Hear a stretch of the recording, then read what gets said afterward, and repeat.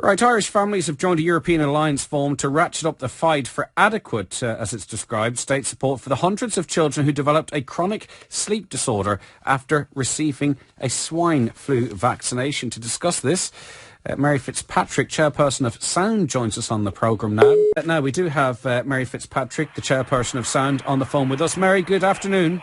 Good afternoon to you. There is a great deal of concern, and rightly so, as it relates to the effects the swine flu vaccine has had on some children. That's right. In Ireland, so far we know of 60 children, about 55 children and 5 adults who have developed a chronic sleep disorder, it's called narcolepsy, following the vaccine. And now, since the weekend, we've made contact with other European countries, and the figure that we have at the moment is almost 800 across Europe. But we do believe that will grow, and that there are more that we haven't been in touch with. Those who developed narcolepsy, does it appear to be a long-term thing, a short-term reaction? What's research telling us? Narcolepsy is a lifelong condition. Right. There is no cure. It doesn't get any better for people. Some of the symptoms can be alleviated by very severe medication, right. But that's not always the case, and it's certainly not an answer. It doesn't completely take away the effects of this condition. And you yourself, your family member, your son was affected by this, wasn't he? He was. My son was 12 at the time he was vaccinated, on the 9th of December 2009, and he's now 16, and he's living with a very severe form of this condition.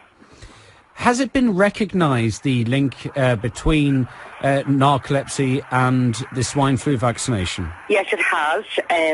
On the 19th of April 2012, the Irish state produced a report confirming that there was a 13-fold increase in narcolepsy.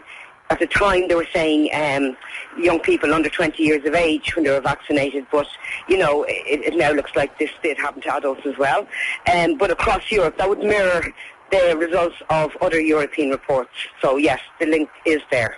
And now you need support, don't you? I mean, it's been recognised, the connection, and now you need the governments in each country to stand up to the plate. Absolutely. These people's lives haven't changed forever. We need the state to put in proper supports around these children, teenagers and now adults as well. We need them to put proper supports in there. To date, the response has been extremely weak. We're very unhappy with the way they have responded. At the moment, it's basically they've given them a temporary medical card for a condition that's a lifelong condition. Mm-hmm. So when the medical card runs out, the narcolepsy doesn't run out at the same time.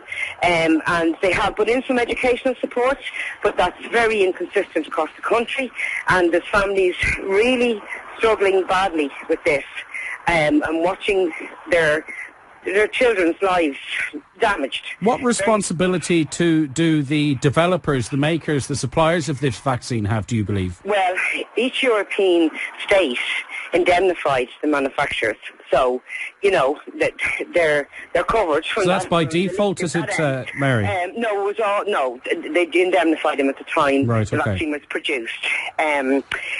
Obviously, we would hope that the manufacturers would step up to the mark as well, but that's, a legal issue. Or a moral issue even, I suppose, to avoid the courts, if one could.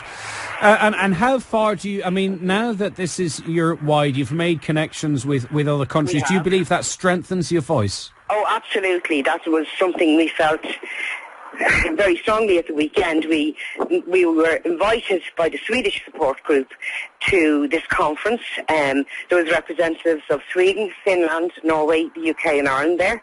And we listened to our stories being mirrored across those other countries. It's very, very similar stories. It was a very emotional weekend. It was very hard to listen to the numbers of lives that have been so badly damaged by this vaccine. Yeah. But we did feel coming out of it that we had a renewed sense of purpose, that this was now a Europe-wide problem, and that the way we go forward now is together. And finally, Mary, how has the Irish response been compared to the likes of Sweden, Norway, Finland, UK?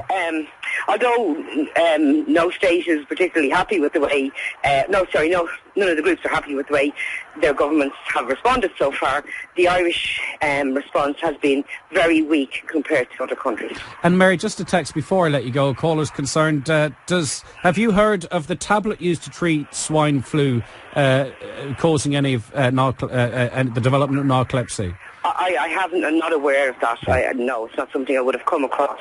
No, okay. Well, I just thought I'd ask that in case you had. Okay, no, absolutely, yeah. Mary Fitzpatrick, we'll stay in touch and keep an eye on this. We wish you the best in your campaign, your efforts. Thank you. Okay, Mary Fitzpatrick there, who's the chairperson of Sound. Her son got the swine